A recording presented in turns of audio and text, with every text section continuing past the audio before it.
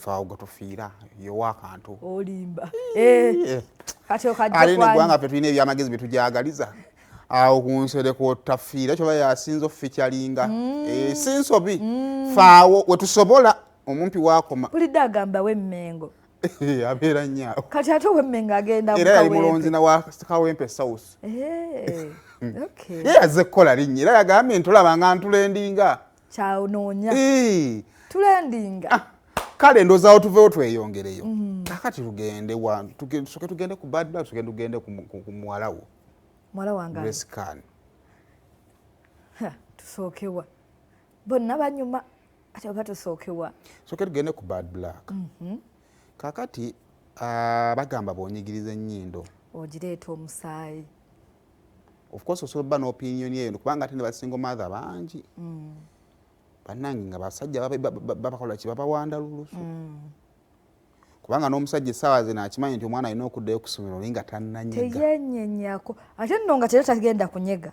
ate nga tajja kunyega nga tagenda kunyega ate nno nga akikoledde ebbanga naye naanyiiza munyiriza ddala kakati osobola okunenya sayiri zombi kusinzira wa gy'otunudde oba ontegeera naye Bad Black mu interviews ez'enjawulo of course si Kim Swaga yekka ne ba ex be bonna abawanga kati naye lwakuba nti nno Kim Swaga ndowooza yasinga okuba n'ekyokufiirwa naddala mu mulembe gwo ne bali balina ekyokufiirwa naye kiyinza okubanga baagenda otandika okwogerwako nga beeterezezza bw'oyogera ku Land Road alina amayumba 100 teri mupangisa asobola kusenguka ku nnyumba ya Land Road kubanga bamwogeddeko ntalabikira mwana oba okitegeera naye waliwo Kim Swaga ng'akyetaaga abagagga akyetaaga goodwill y'abantu nga bw'omwogerako ayinza obutagenda muwagira atunda kikumba n'ekira socialite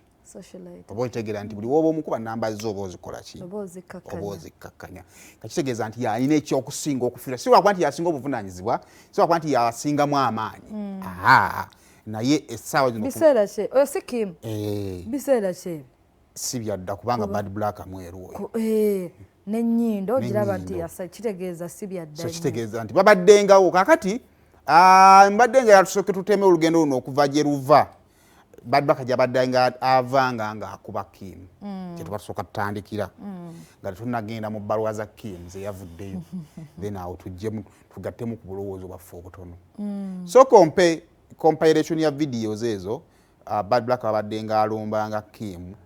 tennatuuka kundi agyeditinga bannaaye kale kakati oba tusooke wa Grace soke wa Grace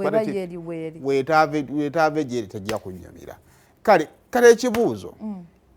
Grace Khan yavaayo wa pasita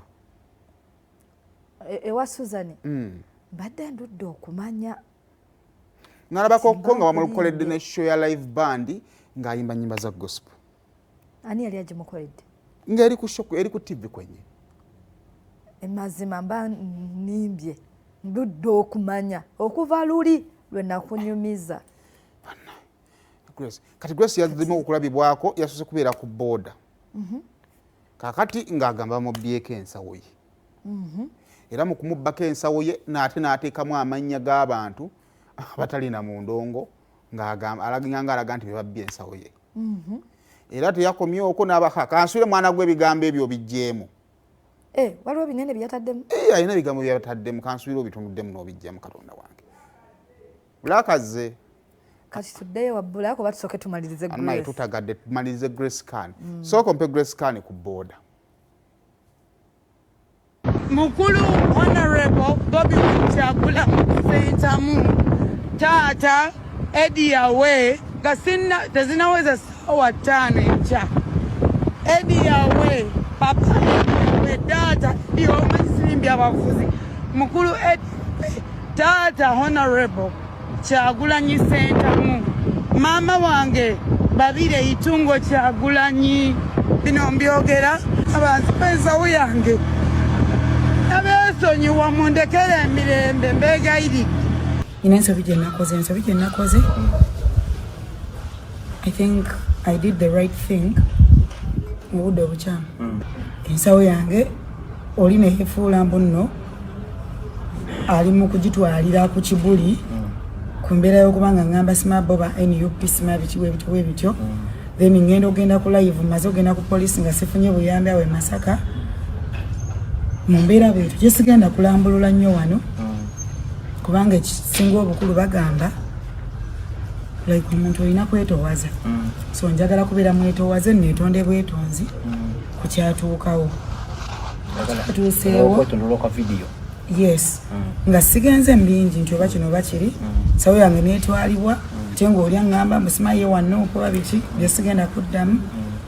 nga nange okuva lwe nava mu rehab nava ku mwenge ate siddangamu kunywa mwenge naye ku olwo bwe lunaku lwe nanywa omwenge ate obuzibu ne buntuukako era sijja kulimba ddonyi buli kye nabadde njogera oba buli kye nali njogera bambi amazima gali nti it was nabadde mu influence ya alcohol ate nga ndi muntu fenna tuli bantu so era mbadde nsaba kwetonda kuba nandibadde mbiddamu nti ate kino nekikola bwe kitiibwa netukola bwe kitinedda mukama wange Robert Kyagulanyi Ssentamu oli taata wange kubanga nzijukira ebintu bingi nnyo nemagere wagambanga nti oli mukulu wange ate oli muzeeyi wange lwaki nkuyita taata kuba wamentioninga bayimirira ku TV n'ogamba nti mu bayimbi abato bendabawo ndaba ka Grace Can kange ne Chosen Mbeke taata wange sirina kigendererwa kyonna sobola kuyisaamu maaso mama wange mukyala Babi Kyagulanyi nakoze ensobi nsaba kunsaasira abakulu abakulira NUP bamaama bataata baganda bange bato bange ne bakulu bange manyi munvumye ekimala but I think I deserved it. I am so sorry. Bana kakati Grace nendo that it is beyond her control. Naye kunsi kuno omuntu ate we yeetonda gwasigala osindikiza otandika okufuuka omulalo naye lwakuba nti problemu eri emu nti Grace ng'omuntu oba oyina oba kulina kukola ki bye bya Grace bizibu olwa ne bw'obinnyonnyola bizibu manye ekintu